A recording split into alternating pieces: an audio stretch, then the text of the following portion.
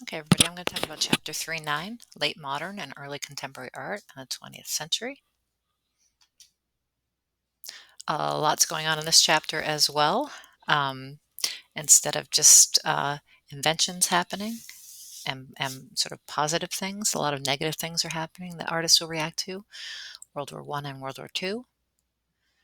We have global expansion in commerce, politics, cultural traditions, communications, and travel.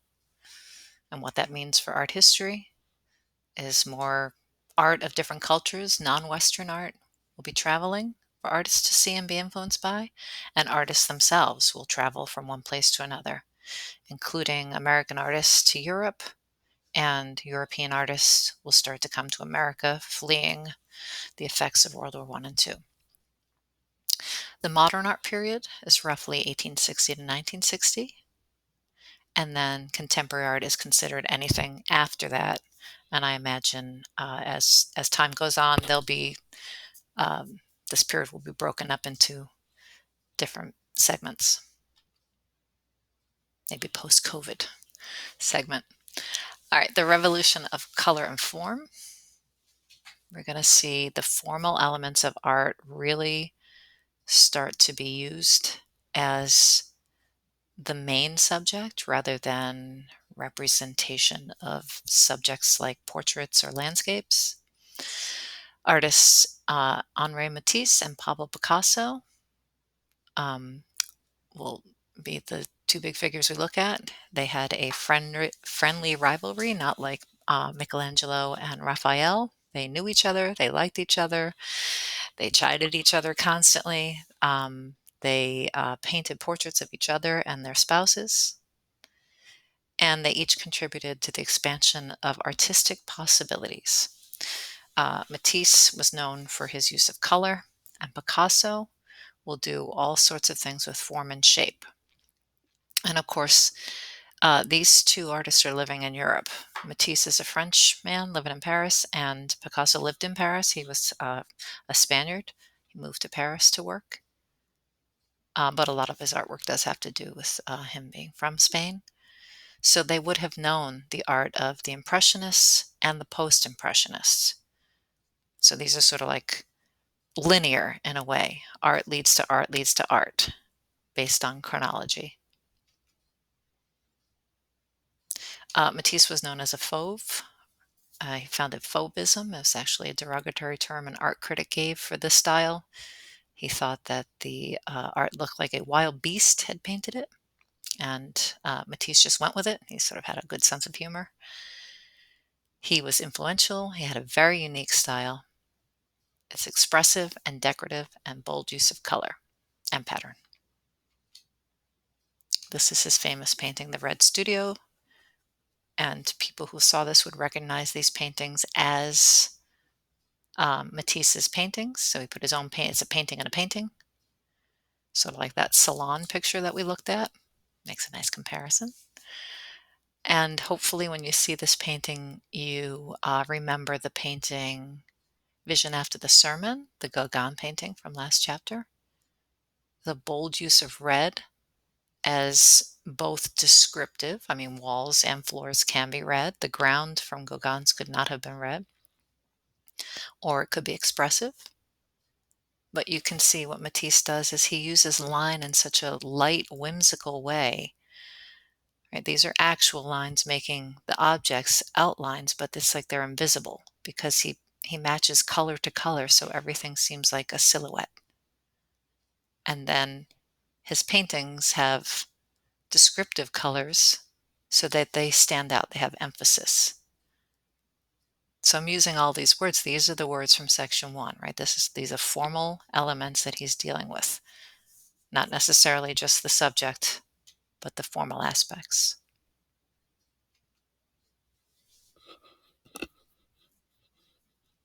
And he flattens things by doing this.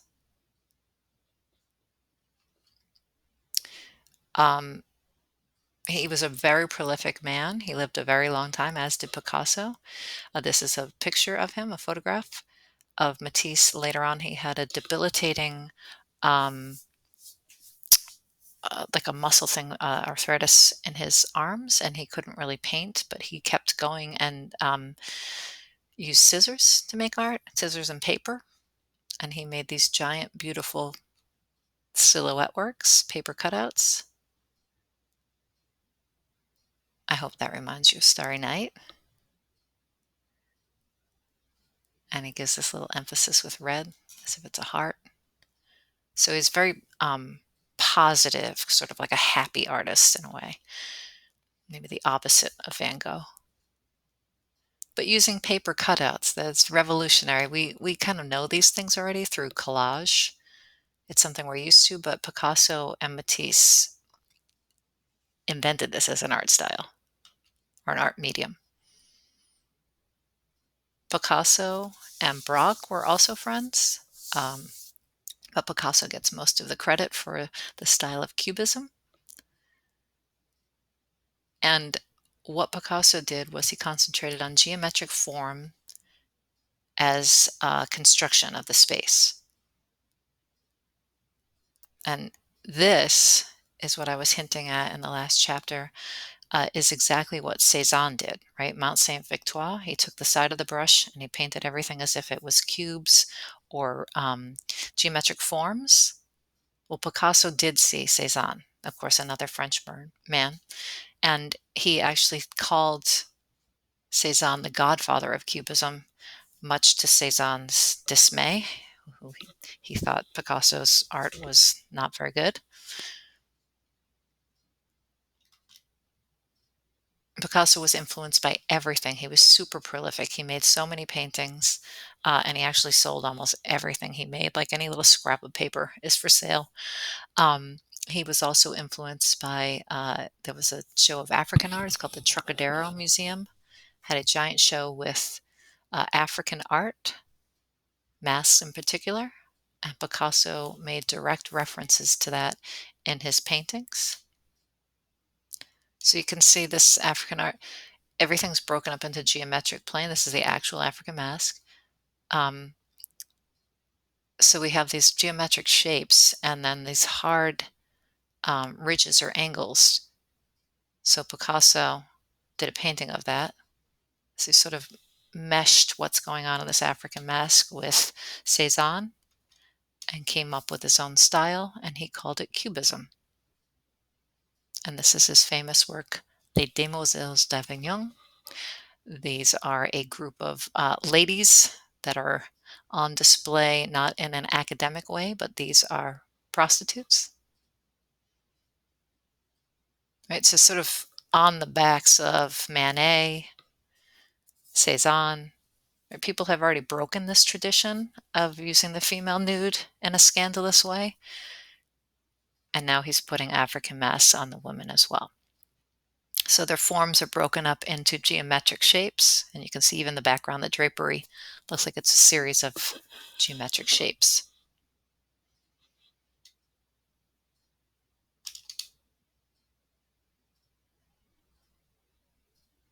And of course, classical poses, but in a more scandalous way. People would have known that the demoiselles were prostitutes. This is not in your book, but I think this is a quintessential example of what Picasso was doing with time. Now, he breaks everything up into form and geometric shape, right? Those are formal elements. But here you can see, this is Woman in Mirror, it's called. He's showing a profile of a face and a front view of a face at the same time. So things are shifting as far as point of view. So things are not static or staying still. They are moving as if they are spliced time moments or moments in time, like film. And Picasso was influenced by film.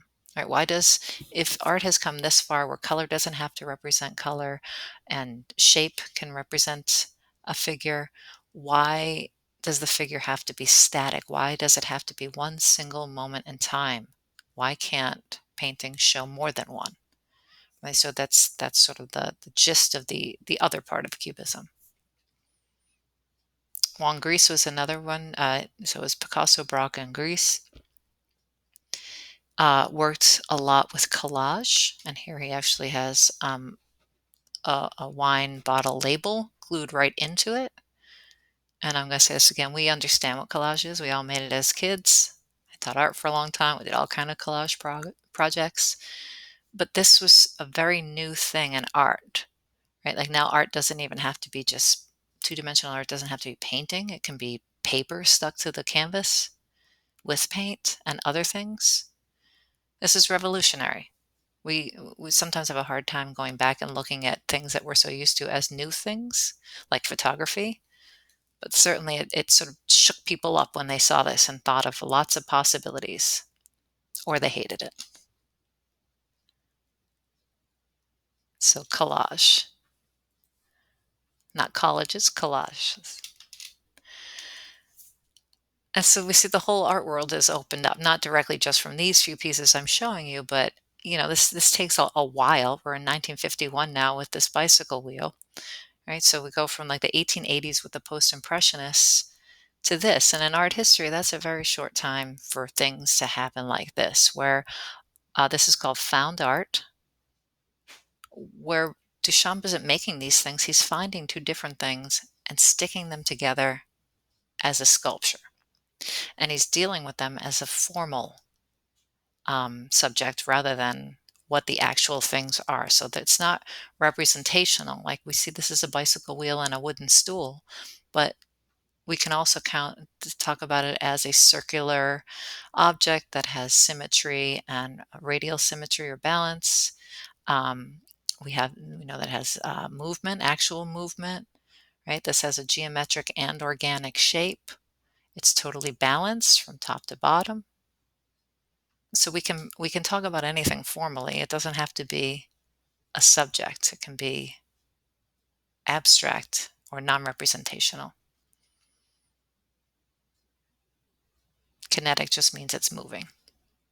So it's conceptual. It's like whatever Duchamp wanted it to be, he stuck these things together. Ready-mades is what that is called. Another art style that happens around this time in the 1920s, because the world is going through so many tragedies and just the work system that happens, like that's sort of the idea of like working 9 to 5 in an office. This other thing starts to happen, and that is therapy. This is sort of a middle class thing or an upper middle class thing where people will go into a therapist or a psychologist and discuss their problems.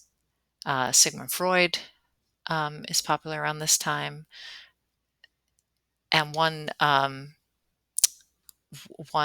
school of thought in therapy is that you can analyze your dreams. So that's what surrealism is sort of responding to that, where it's trying to show the subconscious.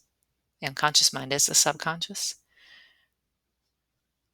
and challenge the idea of objective reality.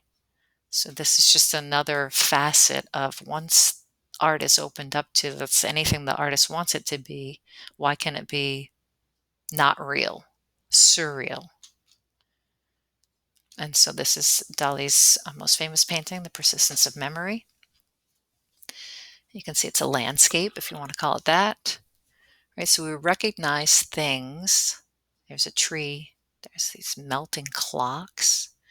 There's this organic bone thing. It looks like eyelashes here and a tongue and a nose. It's just all morphed together. We get this giant pocket watch with ants all over it.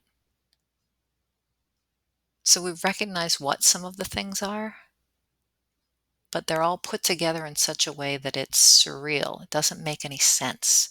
It's like a strange dream you have where you're like in a place with other people and they don't belong together. We've all had those kind of dreams, right? It's like a mishmash of memories in a way.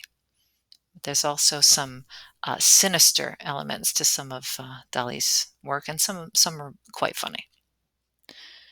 Frida Kahlo, our Gateways work we keep going back to, was thought to be a surrealist, and that is not something she embraced all that much, but she does have surreal qualities to it. right? There's two of her. She wasn't a twin. That's both her, two self-portraits connected by this cord of blood. We talked about this as far as line and symmetry, like this is keeps coming back, this work, but in some strange landscape, right? So it has surreal elements. Unexpected, illogical, fantastic. And the debate is she really did have a tragic life, and a lot of those things are based on real things. Futurism is another movement that happened. This was a very short-lived movement, which is kind of ironic because it's called futurism, where it sort of takes what happened with Cubism and makes it. A lot of it is sculpture and painting, and it departs from Cubism, where it's really about movement and embraces the idea of progress and technology. It's a very positive movement, except a lot of the members became fascists eventually, so maybe not positive for the world. Express contempt for the past. And so this is Baccione, good name, unique forms of continuity in space. And you can see it is cubistic, but so dynamic. I mean, making this would have, it was cast in bronze after Baccioni died, so he did not, whether he left instructions for it or not, it was just plaster when he left it, so it would have been white, more like a marble sculpture. But we see that we can follow the progress from, say, the Egyptian static sculptures to, say, the Greek sculptures with their contrapposto, slight contrapposto, to the Renaissance and later moving sculptures.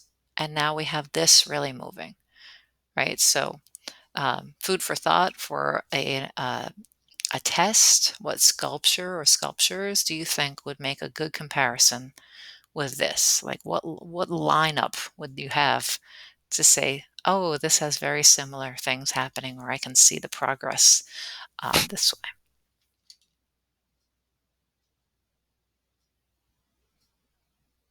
I like this. It leaves behind the artistic traditions of the past. It literally looks like it's going to march away from it. And this is a futuristic painting, Marcel Duchamp. And it is like Picasso's Cubism, except everything's moving so quickly, right? It's kind of all stacked up. It has a lot of similarities. It's like a movie again, but based on a nude, right? So it's sort of always kind of poking fun at art history.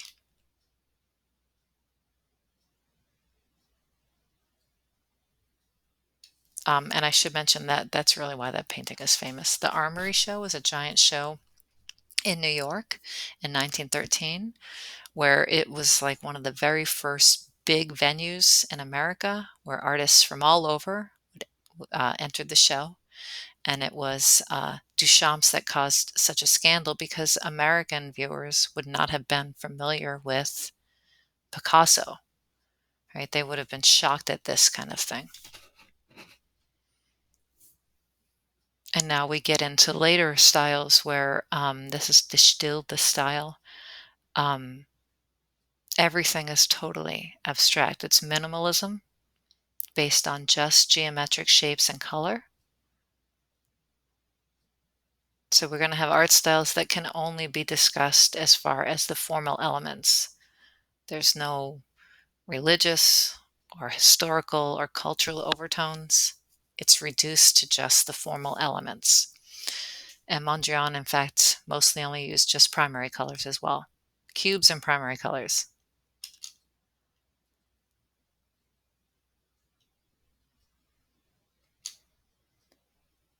And then abstraction. We've looked at many things that have abstracted the truth. I talked about that in another lecture, right? Based on the thing, but doesn't really look like the thing. The truth of it has been abstracted out and other formal elements have been inserted. So lots of things lead up to these next few things. Brancusi. This is a sculpture called Bird in Space. So you can see it looks like a wing, but it certainly does not look like a bird. So it's an abstraction.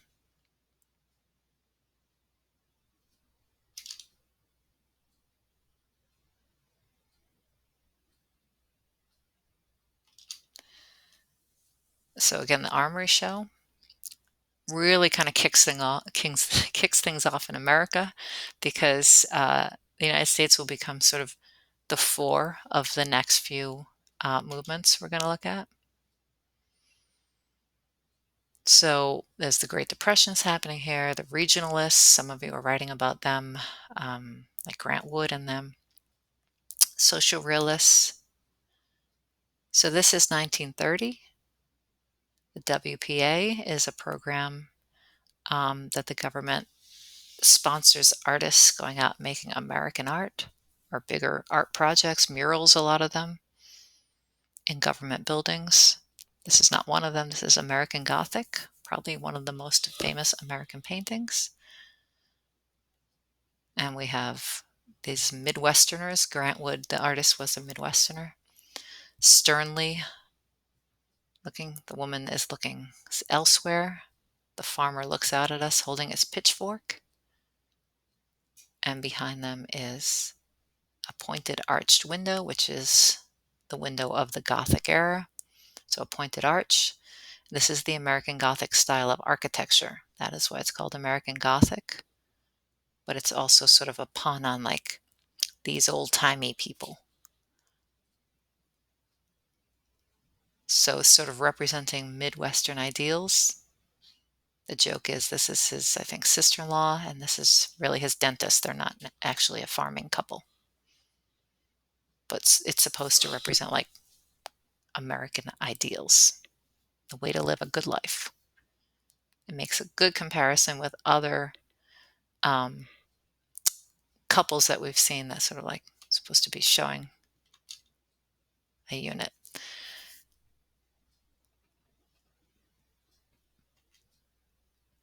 And then there's plenty of other art that comes out of the Depression. The WPA, the program that Grant Wood worked for, is out of the Depression. The government's trying to sort of like fund artists. This is one of the most famous American photographs. Dorothea Lange's migrant mother. She's an itinerant farmer traveling with her children. The desperation and poverty of the Depression. And these are real people. So this makes a good comparison to this style of realism, Courbet's Stonebreakers or the Gleaners.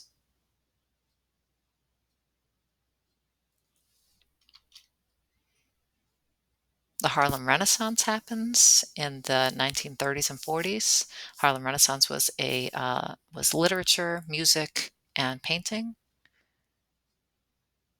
And this is a style of the African American subject and artists. And a lot of it has to do with music.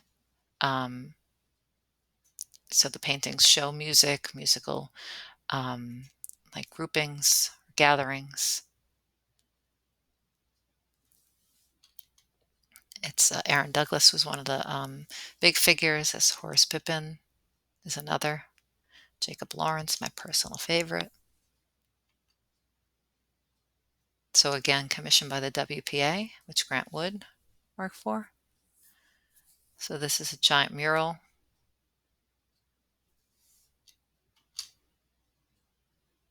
Abstract expressionism starts to take hold, especially in America in the 40s and 50s.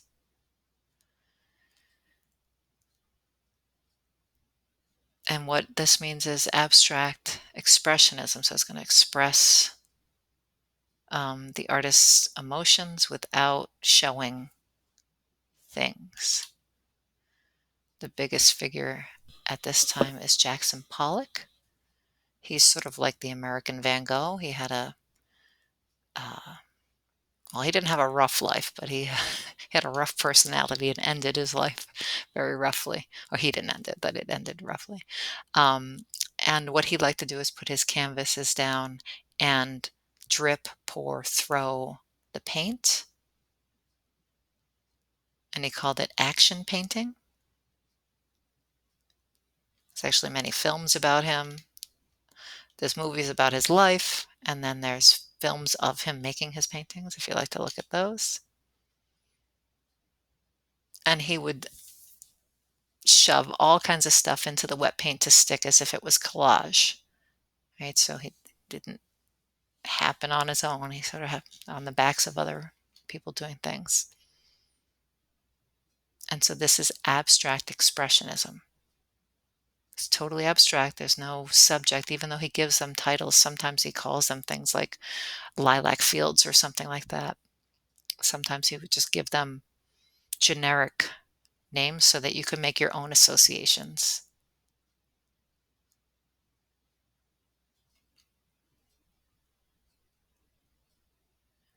So it's a painting about making the painting. Most of he made smaller paintings too, but some of them are gigantic, like a whole room in a gallery or museum. He was also influenced by music. Sometimes he named his paintings like Kandinsky after music. Mark Rothko, another almost tragic American artist, um, made color field paintings where it really is just fields of color. Like you can almost see a landscape here if you want to, like a horizon, foreground, background. But that wasn't important to Mark Rothko. You could see whatever you wanted to see.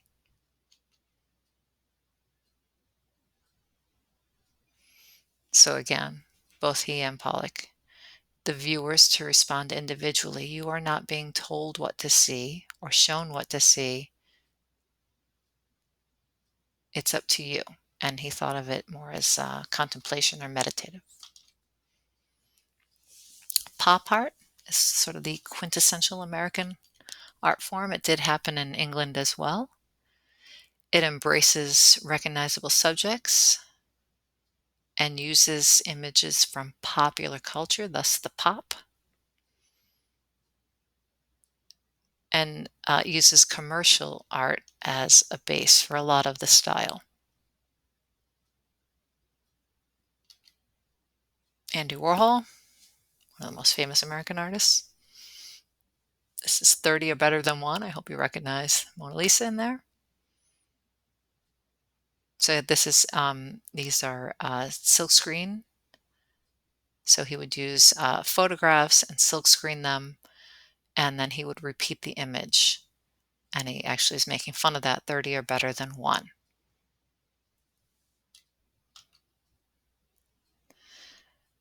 It's he's imitating the idea of mass-produced things at this time. There's TV with commercials, so that's everywhere, and mass production, like machinery, is sort of changing the world.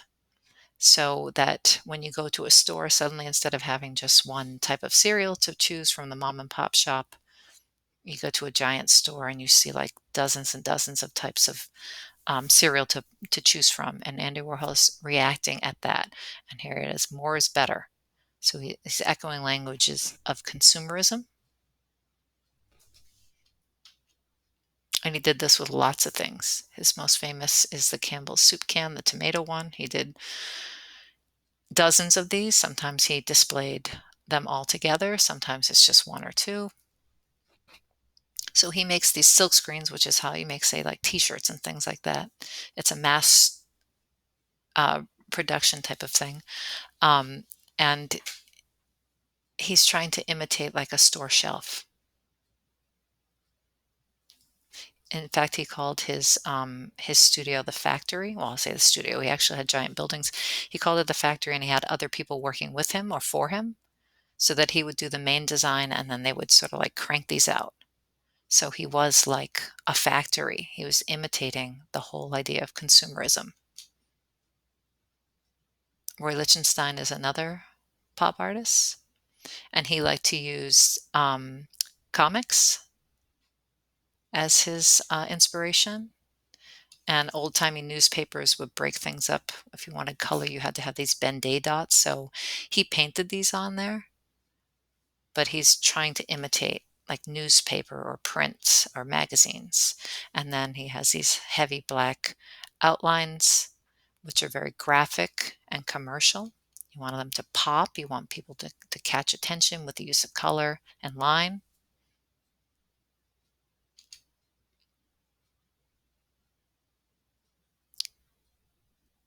So mostly black and white with primary colors. So he has something in common with the distill style. All right, until